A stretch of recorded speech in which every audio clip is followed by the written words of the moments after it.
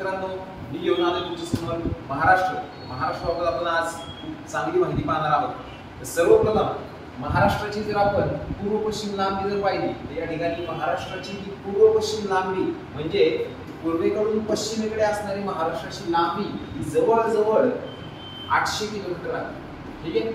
त्याचबरोबर महाराष्ट्राची उत्तर दक्षिण लांबी जर आपण पाहिली महाराष्ट्राची उत्तर दक्षिण लांबी ही 720 किलोमीटर आहे आणि समुद्र किनारा हा देखील महाराष्ट्राला 720 किलोमीटर लांबीचा लाभलेला आहे। महाराष्ट्र राज्याची स्थापना 1 मे 1960 रोजी झालेली आहे आणि स्थापनेवेळी जर आपण पाहिलं तर महाराष्ट्रामध्ये एकूण प्रशासकीय विभाग होते 4 आणि जिल्ह्यांची संख्या होती 26। ठीक आहे।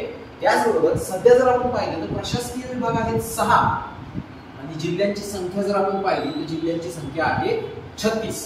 सर्वांनी कमेंट मध्ये मला सांगायचंय की निर्मिती क्रमानुसार 27वा तयार झालेला महाराष्ट्रातील जिल्हा कोणता।